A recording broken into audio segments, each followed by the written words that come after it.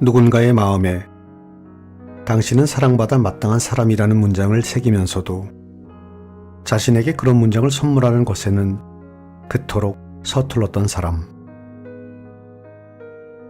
그토록 아름다운 마음을 일궈내면서도 자신을 보듬어주는 일에는 그토록 서툴렀던 당신.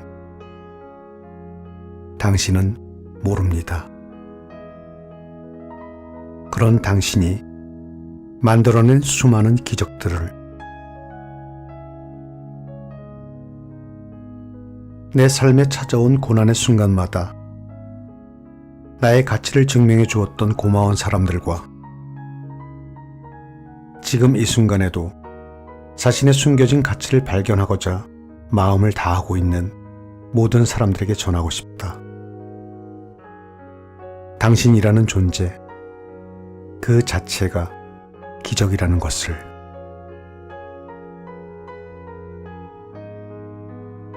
오늘도 여러분 곁으로 찾아온 책엔 깜씨입니다. 오늘 작품은 출판사 북로망스에서 출간한 정한경 작가의 당신이라는 기적을 가지고 나왔습니다. 이 에세이집은 아련한 마음 한구석의 감정들을 꺼내보면서 스스로를 더욱 사랑하기 위하여 나 자신을 어떤 시선으로 바라봐야 좋을지를 전하며 자신의 존재가 무한히 가치 있고 소중하다고 이야기해주고 있습니다. 더욱 내 마음속 하나하나 물결들이 잔잔히 일렁이면서 용기와 위로의 토닥임을 받았습니다. 작가는 지금 당신이 바라보지 못하고 있는 당신의 빛나는 가치가 분명히 존재한다고 합니다. 자, 그럼 지금부터 본문의 몇 부분을 낭독하도록 하겠습니다. 오늘도 끝까지 저와 함께 해주십시오.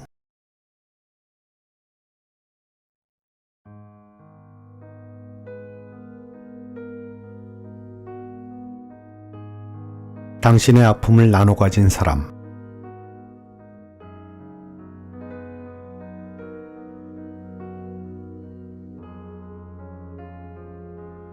그런 사람이 있습니다.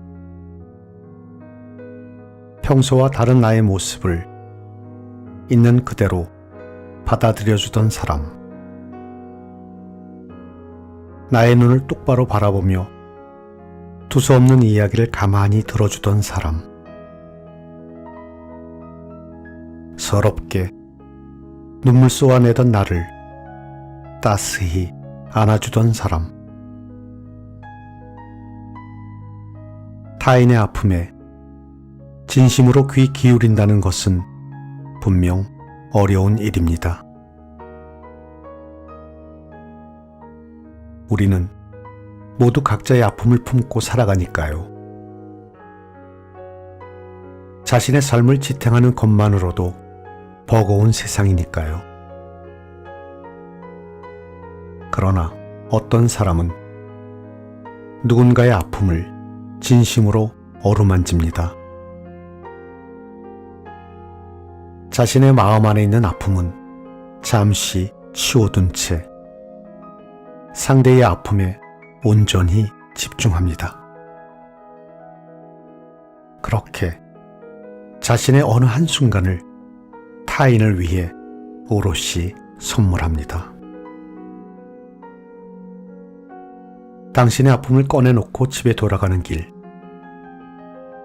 마음속에 고마움이 가득 차오른다면 그 사람을 놓치지 마세요. 당신의 아픔을 나눠 가진 사람입니다.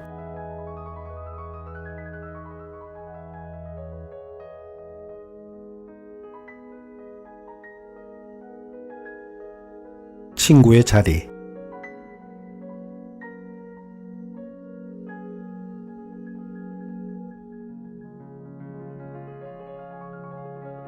어른이 될수록 친구는 결코 가장 앞자리를 차지할 수 없다는 사실을 뚜렷이 느끼게 된다. 결국 가족이 우선이고 사랑하는 사람을 만나면 어쩔 수 없이 뒷자리로 밀려나는 것이 친구인 것이다. 하지만 내가 사랑을 잃었을 때 나를 다독여주던 존재는 분명 친구였고, 가족을 떠나보냈을 때 가만히 품을 내주던 존재 또한 친구였다. 그래, 친구란 그런 것이다. 서로의 마음에 가장 앞자리를 차지하지 않아도 주어진 그 자리를 묵묵히 지키는 것. 때로는 뒷자리로 밀려나더라도 그렇게 눈에 띄지 않은 곳에서 서로를 지탱하는 것. 거창한 무엇을 기대하지 않고 내가 가장 우선이길 바라지도 않는 그토록 편안한 모습으로 어떠한 부담도 안겨주지 않은 채 삶의 길목에서 언제든 찾아와 쉴 수 있는 벤치가 되어주는 것. 그러므로 우리라는 벅찬 단어가 결코 어색하지 않는 존재. 어른이 되어도 친구라는 이름은 여전히 내 마음을 뭉클하게 한다.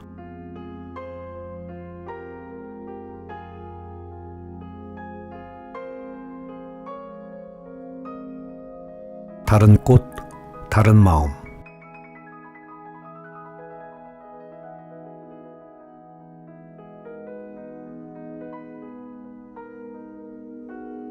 처음 그 사람에게 꽃을 선물하기로 마음먹었을 때 나는 그 사람을 웃게 만들고 싶었다.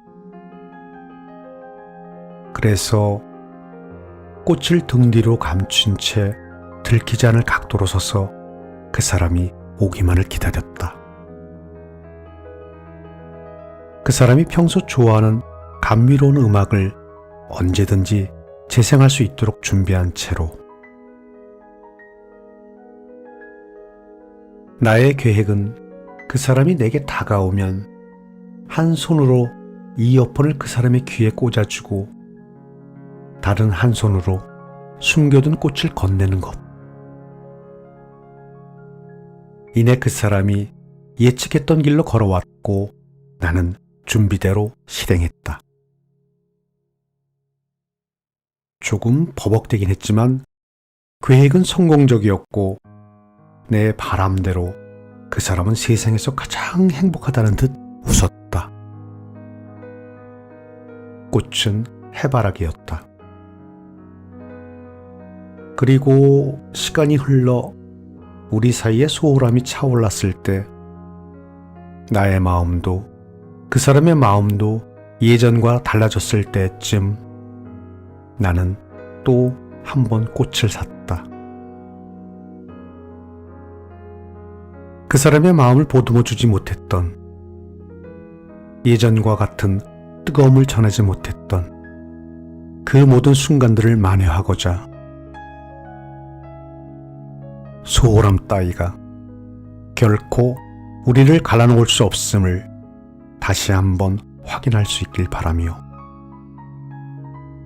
나는 그 사람의 회사 앞에 찾아가 처음 꽃을 선물하던 때의 표정과 몸짓으로 준비해둔 꽃을 건넸다. 그때 그 사람은 내가 건네는 꽃을 받아들고 눈물을 글썽였다. 감동해서가 아니라, 고마워서가 아니라, 속상해서가 아니라 미안해서. 뒤늦게 알았다. 그 사람은 이미 마음속으로 나와의 관계를 정리하고 있었다는 사실을. 그리고 그보다 더 시간이 흘러 그 사람을 향한 원망과 미움이 세월에 흩날려 갈 때쯤 나는 또 하나의 사실을 깨닫게 되었다. 그때 그 사람에게 건넨 꽃의 종류가 무엇이었는지 내가 기억하지 못한다는 사실을.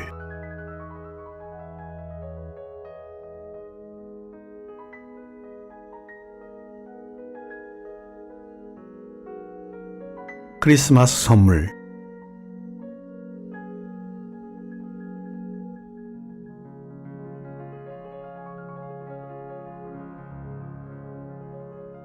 여행에서 돌아오는 길 우연히 들른 산장 카페에는 크리스마스를 맞아 캐럴이 흘러나오고 있었다. 주인 아주머니 또한 그에 맞는 복장을 하시고 손님들을 맞이하고 있었는데 빨간 조끼가 아주 잘 어울리시는 인상 좋은 아주머니셨다. 손님들 테이블마다 직접 구운 밤을 놓아주시며 덕담을 한마디씩 건네는 아주머니의 모습에서 정 많고 인자한 성품을 단번에 느낄 수가 있었다. 그렇게 손님들과 이런저런 이야기를 나누시다가 우리 차례가 되었는지 다가오시더니 어김없이 따스하게 구워진 밤을 나누어 주셨다. 그리고는 대뜸 한 가지 이야기를 풀어주셨다.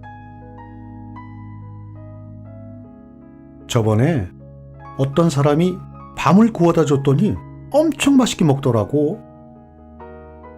막 허겁지겁 먹더니 글쎄 카운터로 와서는 밤을 조금만 더 달라고 말하는 거야. 그래서 뭐 밤은 많으니까 더 좋지. 아휴, 근데 글쎄 그 후에도 몇 번이나 더 와서 조금만 더 달라고 하더라고. 그렇게나 맛있었는지. 나는 생각했다. 아무리 그래도 서비스인데 나는 그런 행동을 하지 말아야겠다. 하지만 생각을 입 밖으로 꺼내지 않고 그저 어색하게 웃었다. 그리고 바로 뒤. 나의 생각이 생각으로 그쳤다는 것이 정말이지 천만 다행이라는 생각을 하게 된 것이다. 근데 글쎄 며칠 뒤에 그 사람이 쌀 한 포대를 가져온 거예요. 2,000쌀이라고. 엄청 맛있는 쌀이니 드셔보시라고 하더라고요. 그때 밤 정말 맛있게 먹었다고 행복한 시간 보내게 해주셔서 감사하다면서 이 멀리까지 쌀을 싣고 왔다는 걸 생각하니까 어찌나 고맙던지. 그때 나의 얼굴은 아주머니의 빨간 조끼만큼이나 붉어졌던 것 같다. 아주머니는 웃으며 짧게 한마디를 덧붙이셨다. 메리 크리스마스. 섣부른 판단은 부끄러운 일이다. 그래도 내 섣부른 판단이 틀렸으면 다행이라는 세상의 아름다움을 가르쳐주신 것에 감사하다는 생각이 들었으니 그것으로 조금은 위안을 삼아도 되는 걸까? 진정한 나눔의 모습과 그것이 물들이는 행복의 가치를 알게 된 가장 기억에 남는 부끄럽고도 따스했던 크리스마스.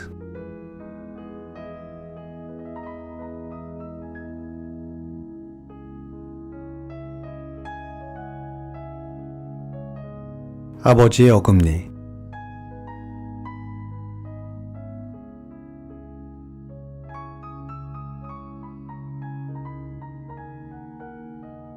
우리 아버지는 고기를 좋아하지 않으셨다.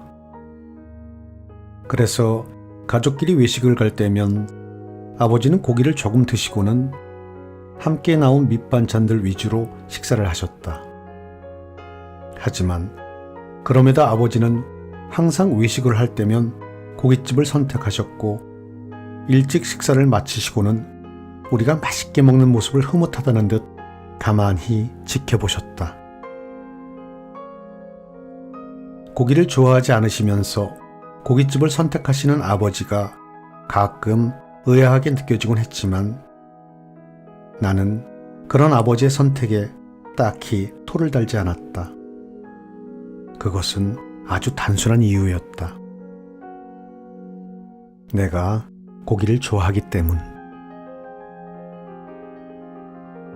그러한 아버지의 선택은 계속되었는데 어렸던 나는 그것을 아무렇지 않게 여겼다.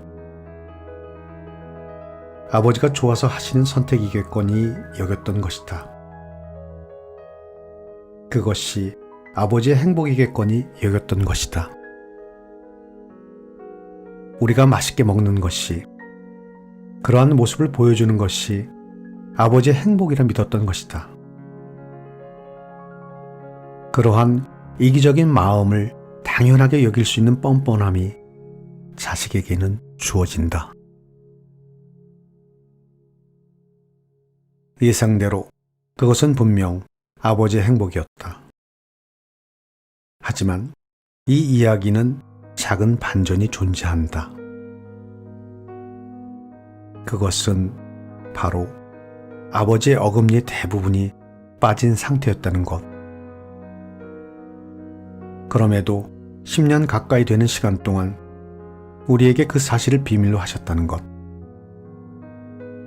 나는 그렇다 치고 형과 누나가 자신의 능력으로 돈을 벌고 있음에도 아버지는 자신의 능력으로 치료를 하고 싶으셨던 모양이다.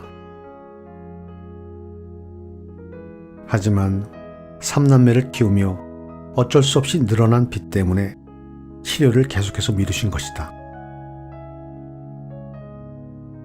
아버지가 고기를 좋아하시지 않는 이유가 그런 이유였다는 것을 알았을 때 나는 잠을 이루지 못했다.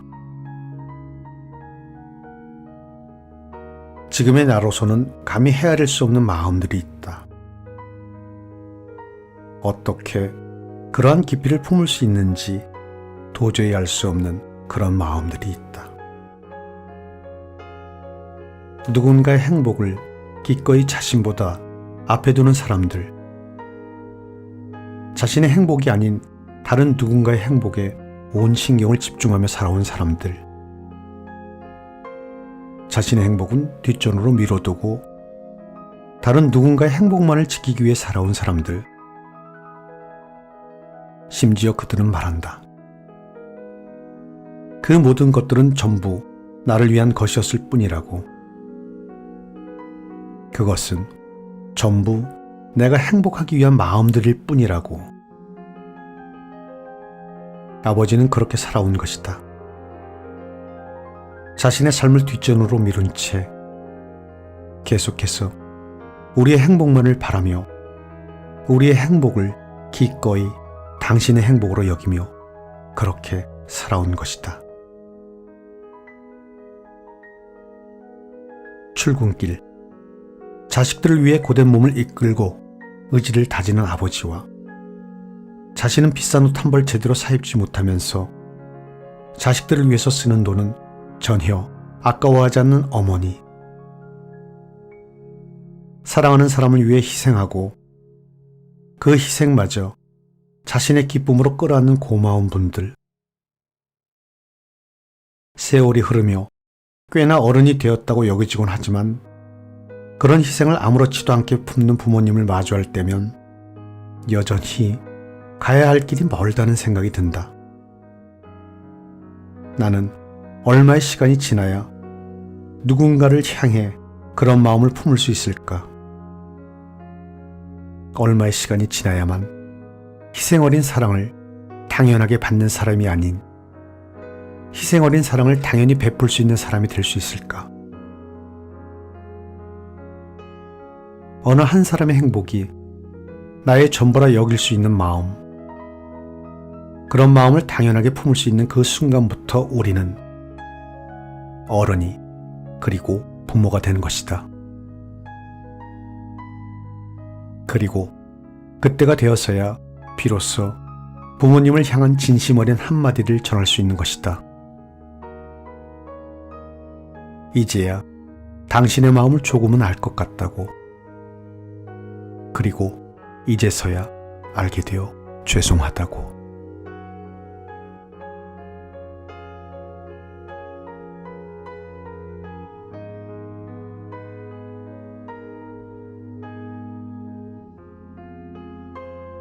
오늘 낭독은 여기까지 하겠습니다. 오늘도 끝까지 저와 함께 해주셔서 감사합니다.